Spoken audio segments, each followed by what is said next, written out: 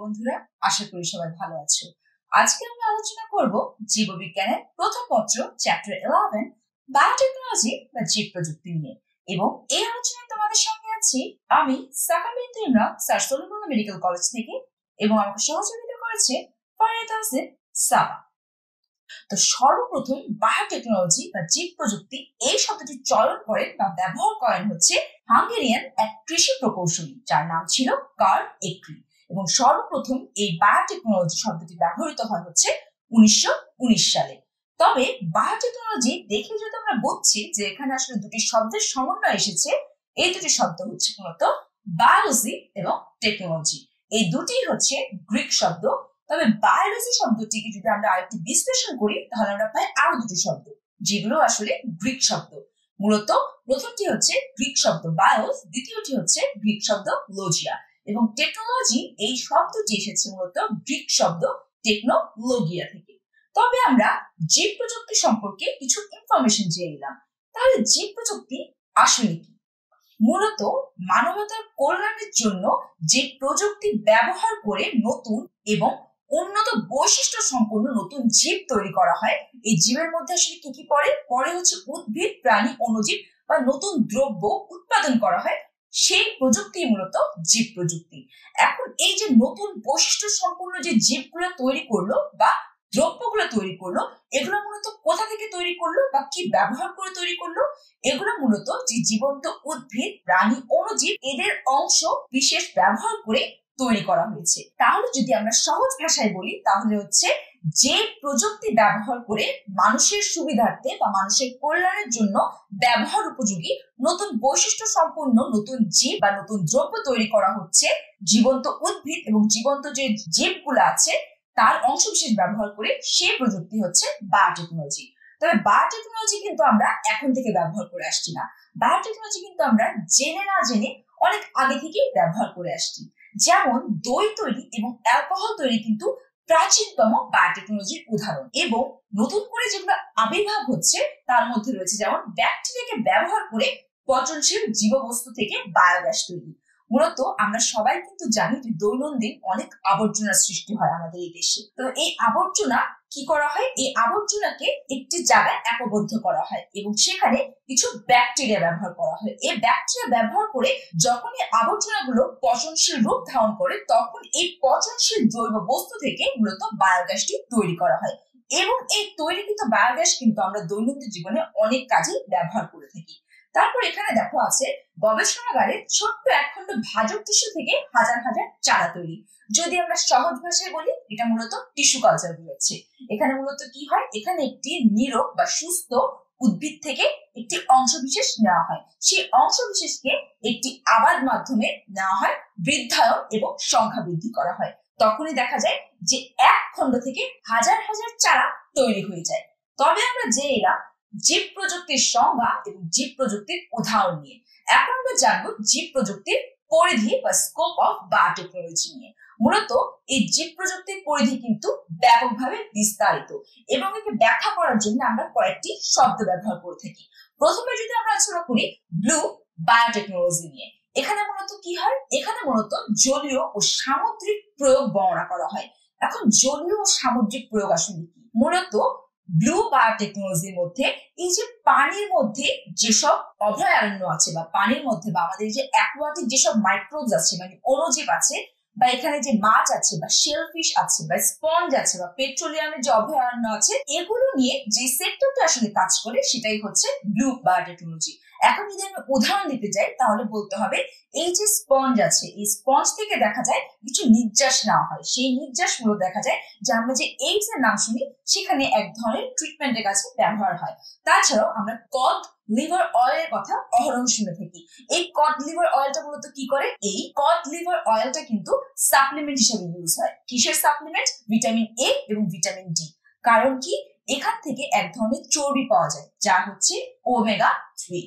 এবং এটি কি কাজে আসে? এটা মূলত এই যে হৃদরোগ বা ডিপ্রেশন বা এনজাইটি এসব কমানোর কাজে আসে বা এসবকে রোধ করে থাকে। তারপর যদি কথা বলা যাক গ্রিন বায়োটেকনোলজি নিয়ে, মানে কৃষি ক্ষেত্রে প্রয়োগ বর্ণনা করা হয়। এখানে মূলত কৃষি ক্ষেত্রে কথাই যদি আসে তাহলে এক কথায় আমরা বলতে পারি এখানে মূলত আলোচনার বিষয় হচ্ছে টিস্যু কালচার, এবং সর্বশেষটি আসে হচ্ছে রেড ও হোয়াইট বায়োটেকনোলজি। এখানে মূলত চিকিৎসা ক্ষেত্রে প্রয়োগ বর্ণনা করা হয়েছে।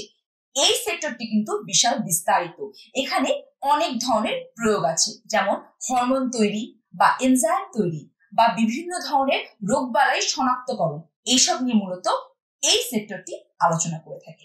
তবে আমরা জেনে নিলাম স্কোপ অফ বায়োটেকনোলজি নিয়ে। এবার আমরা কথা বলবো এই জীব প্রযুক্তি আমাদের জীবনে কিভাবে অবদান রাখছে। প্রথমে আসা হচ্ছে উদ্ভিদ ও প্রাণী দেহে মানে মানুষের দেহে ভাইরাসের জীবাণু শনাক্তকরণ। এটির জন্য আমাদের কিন্তু বেশি দূরে যেতে হবে না। আমরা আজকাল জানি যে আমাদের দেশে গ্লোবাল প্যান্ডামিক চলছে বা গ্লোবাল ইমার্জেন্সি চলছে, এই যে করোনা ভাইরাস। এই করোনা ভাইরাস শনাক্ত হচ্ছে কিভাবে? শনাক্ত হচ্ছে মূলত পিসিআর প্রযুক্তি ব্যবহার করে। পিসিআর আসলে কি? পিসিআর হচ্ছে পলিমারাইজ চেইন রিঅ্যাকশন, যেটা আসলে এই জীব প্রযুক্তিরই একটি কিন্তু প্রযুক্তি, এবং এই প্রযুক্তিতে রিভার্স ট্রান্সক্রিপ্টেজ পদ্ধতি ব্যবহার করে কিন্তু এই করোনা ভাইরাসের উপস্থিতি শনাক্ত করা হচ্ছে। দ্বিতীয়ত আসে হচ্ছে বিভিন্ন প্রকার জিনগত ব্যাধি শনাক্তকরণ ও রোগ নিরাময়। মূলত যখনই জিনগত ব্যাধি শব্দটি শুনি তখনই আমাদের মাথায় চলে আসে হিমোফিলিয়া বা কালার ব্লাইন্ডনেস অথবা সিকল সেল অ্যানিমিয়া ইত্যাদি। মূলত কি হয়, এই জীব প্রযুক্তির সাহায্যে কিন্তু এই যে জিনগত ব্যাধি এগুলো শনাক্ত করা হয়। যখন শনাক্তকরণ হয়ে যায় তখন এই ব্যাধির জন্য উপযোগী যে রোগ নিরাময় প্রক্রিয়া সেটা ব্যবহার করা অতীব সহজ হয়ে যায়। তৃতীয়ত আসে হচ্ছে বিভিন্ন জীবাণু প্রয়োগে জীবাণু অস্ত্র হিসাবে দেশের প্রতিরক্ষার কাজে ব্যবহার। মূলত জীবাণু অস্ত্র আসলে কি? জীবাণু অস্ত্র হলো রোগ সৃষ্টিকারী এজেন্ট, যেমন হচ্ছে ধরো ব্যাকটেরিয়া, ভাইরাস বা রিকেটশিয়া, ফাঙ্গাই বা যেসব টক্সিক জাতীয় জিনিসপত্র আছে যা মানুষ এবং প্রাণী বা গাছপালার বিরুদ্ধে অস্ত্র হিসেবে ব্যবহার করা যেতে পারে এবং রোগ সৃষ্টির মাধ্যমে মহামারী বা দুর্ভিক্ষ পরিস্থিতি তৈরি করে ধ্বংসযজ্ঞ চালাতে পারে। এটাকে মূলত বলা হয় হচ্ছে জীবাণু অস্ত্র, এবং এইসব জীবাণু অস্ত্র তৈরির জন্য কিন্তু এই জীব প্রযুক্তি অবদান রাখছে। মূলত জীবাণু অস্ত্র তৈরি করা হয় কেন? তৈরি করা হয় হচ্ছে দেশের সুরক্ষার জন্য। যদি আমি জীবাণু অস্ত্রের কিছু উদাহরণ দিতে চাই তাহলে আমাকে বলতে হয় 1763 সালে ব্রিটিশ সেনা আমেরিকানদের বিরুদ্ধে গুটি বসন্তের জীবাণু ব্যবহার করেছিল জীবাণু অস্ত্র হিসেবে। তাছাড়াও প্রথম বিশ্বযুদ্ধে জার্মান সেনারা জীবাণু অস্ত্র হিসেবে ব্যবহার করেছিল অ্যানথ্রাক্স, কলেরা ইত্যাদি রোগ সৃষ্টিকারী জীবাণু নিয়ে। চতুর্থতে আসা হচ্ছে বিভিন্ন টিউমার কোষকে নিশ্চিত করতে নির্দিষ্ট অ্যান্টিবডি উৎপাদন এবং সঠিক স্থানে প্রেরণ। মূলত এই যে টিউমার কোষগুলি আছে সেগুলো অবস্থানগুলোকে নিশ্চিত করতে ব্যবহার করা হয় হচ্ছে জীব প্রযুক্তি, এবং যখন অবস্থানকে চিহ্নিত করে ফেলা হয় তখন এই যে টিউমার আছে সেই টিউমারের সাপেক্ষে যে অ্যান্টিবডিটি কাজ করবে সেই অ্যান্টিবডিটি উৎপাদন করা হয়। উৎপাদন করে ঠিক সঠিক স্থানে প্রেরণের মাধ্যমে দেখা যায় এই যে টিউমার থেকে নিরাময় পাওয়া যায়। তবে আমরা জেনে না যে জিন প্রযুক্তিতে জীব প্রযুক্তির কি কি অবদান রয়েছে।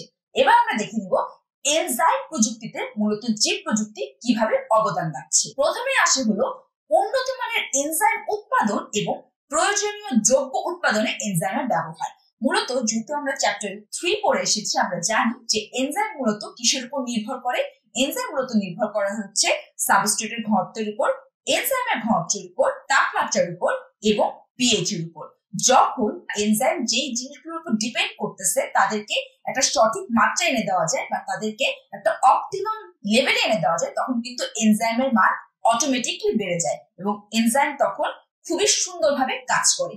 যখন এই এনজাইমের গুণগত মানটা বেড়ে গেল তখন দেখা যায় যে এই গুণগত মান বৃদ্ধি হওয়া যে এনজাইম তাকে যে কাজে লাগানো হোক না কেন সেই কাজে খুব ভালো ফলন দেয়। দ্বিতীয়ত আসে হচ্ছে প্রাকৃতিক প্রোটিনের যে উন্নত পেপটাইড, নির্দিষ্ট ওষুধ, সঞ্চয় প্রোটিন প্রভৃতি জৈব যৌগিক উপাদান। মূলত আমরা জানি যে প্রোটিন কিন্তু পেপটাইড দিয়ে তৈরি, কিন্তু প্রাকৃতিক যে প্রোটিন আছে সেখানে পেপটাইডে কিন্তু কিছু ত্রুটি থাকতে পারে, কিন্তু এই জীব প্রযুক্তি ব্যবহার করে উন্নত মানের যে পেপটাইড তৈরি করা হয় বা নির্দিষ্ট ওষুধ এবং সঞ্চয় প্রোটিন এগুলো দেখা যায় ত্রুটিহীন হয়। তাই দেখা যায় এদের গুণগত মান অনেক পর্যায়ে অনেক বেশি ভালো হয়ে থাকে।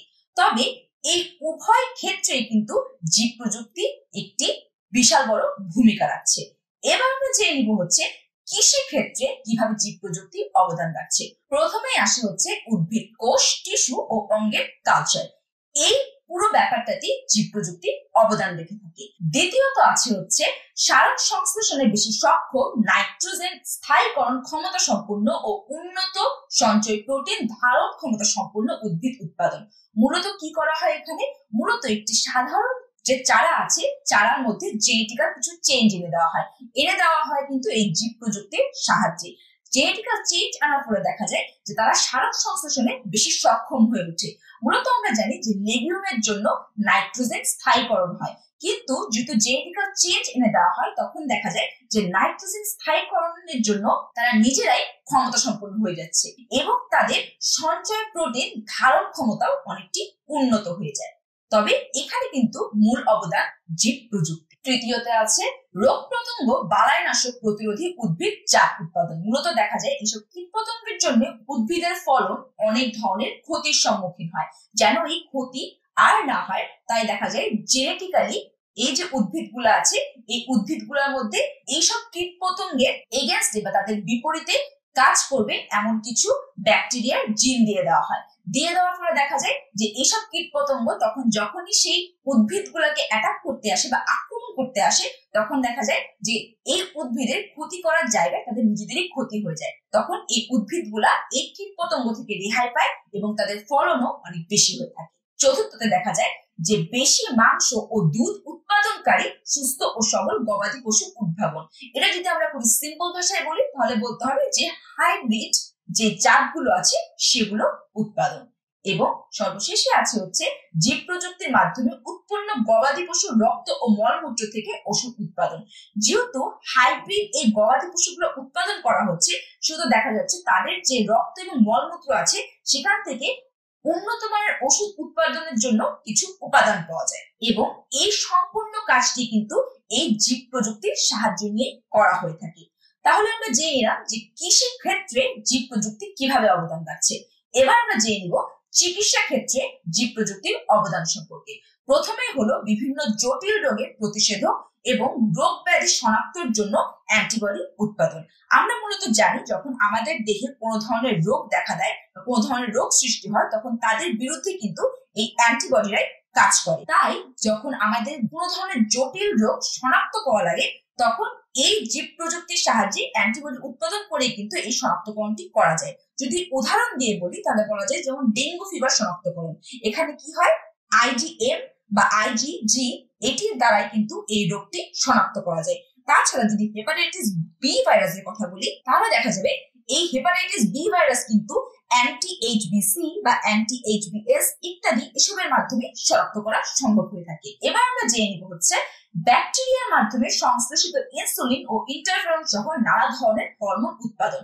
মূলত ইনসুলিন ও ইন্টারফেরন সহ নানা ধরনের হরমোন উৎপাদনে জীব প্রযুক্তি কিন্তু অনেক বড় অবদান রাখছে এবং তার ফলে দেখা যাচ্ছে যে মানুষ বিভিন্ন ধরনের যে সমস্যার সম্মুখীন হয় ইনসুলিনের অভাবে বা ইন্টারফেরনের অভাবে তা থেকে মুক্তি পাচ্ছে। তৃতীয়ত আছে হচ্ছে মানুষের বৃদ্ধি হরমোন উৎপাদন। মূলত মানুষের বৃদ্ধি হরমোন উৎপাদনের জন্য এই জীব প্রযুক্তি এখন অনেক বড় একটি ভূমিকা রাখছে। তাই দেখা যাচ্ছে মানুষের যে ডরফিজমের সমস্যাটা ছিল তা এখন রোধ হচ্ছে বা তা এখন লোপ পাচ্ছে। চতুর্থতে আসে মস্তিষ্কে, হৃৎপিণ্ডে ও ফুসফুসে রক্তের জমাট প্রতিরোধক উপাদান উৎপাদন। মূলত আমরা জানি যে আমাদের এই যে মস্তিষ্ক, হৃৎপিণ্ড এবং ফুসফুসে সাধারণত যে এই রক্তগুলো চলমান অবস্থায় থাকে, কিন্তু কোনো কোনো সময় দেখা যায় এখানে ছোট ক্লট হয়ে যেতে পারে। এই ক্লটের কারণে কিন্তু আমাদের হার্ট ফেলিয়ারও হয়ে যেতে পারে বা আমাদের মস্তিষ্কে স্ট্রোকও হতে পারে, বা যদি ফুসফুসের কথা বলি তাহলে পালমোনারি এম্বোলিজমও হতে পারে। তো এসব রোধ করার জন্য আসলে কি করতে হবে? এসব রোধ করার জন্য কিন্তু আমাদের রক্তে একটি উপাদান আছে যার নাম হচ্ছে প্লাজমিনোজেন। মূলত প্লাজমিনোজেন কিন্তু একটি নিষ্ক্রিয় অবস্থায় থাকে, এর অ্যাক্টিভ অবস্থা হলো বা সক্রিয় অবস্থান হলো প্লাজমিন এনজাইম। তো এই প্লাজমিনোজেনকে প্লাজমিনে কনভার্ট করার জন্য মূলত লাগে হচ্ছে টিস্যু প্লাজমিনোজেন অ্যাক্টিভেটর। এই টিস্যু প্লাজমিনোজেন অ্যাক্টিভেটর তৈরির জন্য এই জীব প্রযুক্তি ভূমিকা রেখে থাকে। এবং তাছাড়াও দেখা যায় যে বিভিন্ন ধরনের হরমোন, অ্যান্টিজেন এবং ভিটামিন তৈরি হচ্ছে বর্তমানে বায়োফার্মগুলোতে এই জীব প্রযুক্তির ব্যবহার করে। তাহলে এবার আমরা জেনে নিব যে শিল্প ক্ষেত্রে জীব প্রযুক্তি কিভাবে ভূমিকা রাখছে। প্রথমেই হলো শিল্প ক্ষেত্রে অণুজীব বিদ্যার জ্ঞানকে ভালোমতো কাজে লাগিয়ে জীব প্রযুক্তির সাহায্যে বিভিন্ন ওষুধের গুণগত ও পরিমাণগত উপাদান বাড়ানো হচ্ছে। এখন এখানে গুণগত ও পরিমাণগত বলতে কি বোঝানো হয়েছে?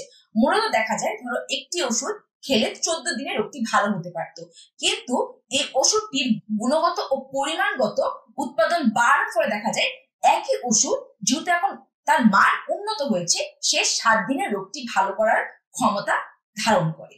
তো দেখা যায় এইভাবে শিল্পক্ষেত্রে জীব প্রযুক্তি অবদান রাখছে। তাছাড়াও জৈব শক্তি উৎপাদনে, যেটি আমরা অহরহ আমাদের দৈনন্দিন জীবনে ব্যবহার করে থাকি, এবং সর্বশেষে হচ্ছে অণুজীব থেকে খাদ্য উৎপাদন। এটাই বলাই বাহুল্য যে মূলত এই যে আমরা পাউরুটি দেখছি, পাউরুটি কিন্তু ইস্ট একটি ছত্রাকের সাহায্যে তৈরি করা হয়, এবং চিজ বা পনির যে বলি, পনির কিন্তু তৈরি করা হয় হচ্ছে এক ধরনের ব্যাকটেরিয়ার সাহায্যে। তবে এই পুরো প্রসেসটিতে অবদান রাখছে কে? অবদান রাখছে হচ্ছে জীব প্রযুক্তি। এবার চলো জেনে নেওয়া যাক পরিবেশ রক্ষায় এই জীব প্রযুক্তি কিভাবে অংশগ্রহণ করছে। মূলত হচ্ছে কলকারখানায় নির্গত রাসায়নিক পদার্থের বিক্রিয়া প্রশমন ঘটানোর জন্য অণুজীবের ব্যবহার। মূলত দেখা যায় এই যে রাসায়নিক পদার্থগুলো আছে, এগুলা খুব বেশি ক্ষতিকর হয়ে থাকে এবং এদের টক্সিসিটিও অনেক বেশি হয়ে থাকে। তাহলে কি করা হয়? তাহলে জীব প্রযুক্তির সাহায্যে এসব অণুজীবগুলো ব্যবহার করে এই রাসায়নিক পদার্থের যে টক্সিসিটি বা ক্ষতিকর যে দিক তা কমিয়ে আনা হয়। তাহলে দেখা যায় তারা পরিবেশকে তেমন ভাবে ক্ষতিগ্রস্ত করতে পারে না। দ্বিতীয়ত আসে হচ্ছে মনুষ্য সৃষ্ট বর্জ্য ও জঞ্জাল ধ্বংস ও পরিবেশ নির্মূলের কাজে অণুজীবের ব্যবহার করা হয়। অণুজীব এই কাজটি কিভাবে করছে? অণুজীব এই কাজটি মূলত বায়োডিগ্রেডেশনের মাধ্যমে করছে, মানে এই যে বর্জ্যগুলোকে আছে সেগুলোকে পচিয়ে কাজটি করছে, এবং এই কাজটি করতে যে প্রযুক্তি সহযোগিতা তারা নেয় তা হচ্ছে জীব প্রযুক্তি। সবার শেষে আসে হচ্ছে জিন ব্যাংক স্থাপন করে জীববৈচিত্র্য রক্ষা। মূলত এই যে উন্নত মানের যে জিনগুলো তৈরি করা হচ্ছে, এই জিনগুলোর সবগুলোর কপি কিন্তু জিন ব্যাংকে রেখে দেওয়া হয়, যেন তা বারংবার ব্যবহার করা যেতে পারে। তবে পরিশেষে বলতে পারি যে জীব প্রযুক্তি কিন্তু আমাদের জীবনে আসলে আশীর্বাদ স্বরূপ, এবং আমাদের জীবনের বিভিন্ন ক্ষেত্রে সে বিভিন্নভাবে সহযোগিতা করে যাচ্ছে। তবে আজকে আমাদের আলোচনা এই পর্যন্তই ছিল। আজকে মূলত আমরা জীব প্রযুক্তির সংজ্ঞা, জীব প্রযুক্তির উদাহরণ, জীব প্রযুক্তির যেই পরিধিগুলো আছে এবং জীব প্রযুক্তির অবদান সম্পর্কে জানলাম। তবে আমাদের সাথে এতক্ষণ থাকার জন্য এবং মনোযোগ দিয়ে ক্লাসটি করার জন্য তোমাদের সকলকে অসংখ্য ধন্যবাদ। আশা করি সবাই ভালো থাকবে। আল্লাহ হাফেজ।